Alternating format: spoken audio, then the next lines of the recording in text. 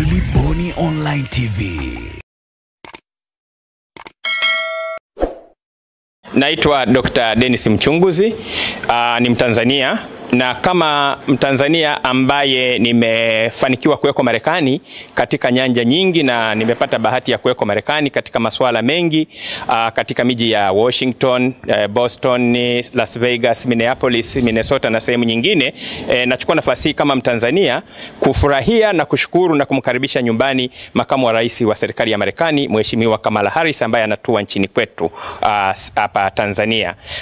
Uhusiano kati yetu na Marekani ni wa miaka mingi, toka wakati Rais John F. Kennedy alipomkaribisha Mwalimu Nyerere mwaka 63, na marais waliofuata baada ya pale wote, Rais Johnson, Rais Gerald Ford, Rais Nixon, Rais Jimmy Carter, Rais Reagan, Rais George Bush Senior, Rais Bill Clinton, Rais George Bush Junior, Rais Barack Obama, Rais Donald Trump, na sasa hivi Rais Joe Biden, wote wameendeleza ushirikiano kati yetu na serikali ya Marekani.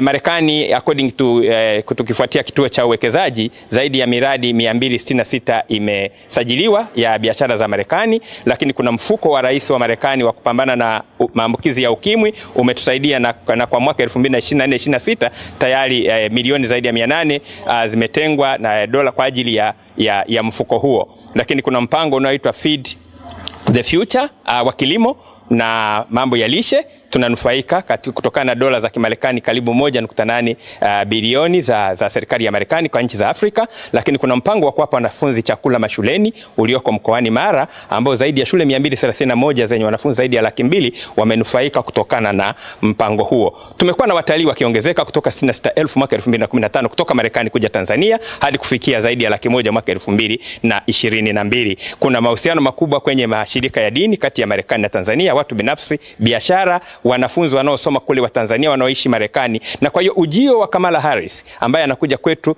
tunasema asante sana Dr. Samia Suluhu Hassan kwa kumpokea mgeni huyu. Tunafurahi kwa mgeni huyu, tunamkaribisha, tunasema karibu sana Tanzania.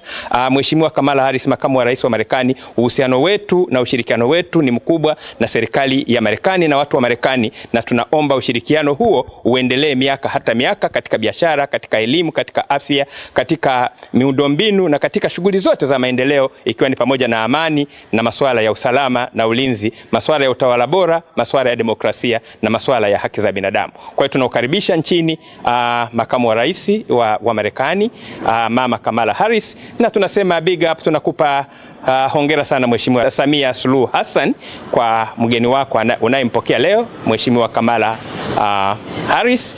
Na Dr. Samia, tunasema umetujenga, Royal Tour filimu ulizindulia Marekani, na ni marafiki zetu, na tutaendelea kuwa na ushirikiano mkubwa na wa Marekani. Kwa hiyo tunasema Watanzania tujitokeze kwa wingi, tumpokee Makamu wa Rais wa Marekani, na tufurahie undugu, urafiki na umoja na ushirikiano uliopo kati ya serikali na watu wa Marekani na serikali na watu wa Jamhuri ya Muungano wa Tanzania.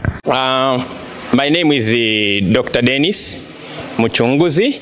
I'm a citizen of the United Republic of Tanzania, and I find it a very big honor and privilege for the United Republic of Tanzania today to host Her Excellency Kamala Hariss, Vice President of the United States of America.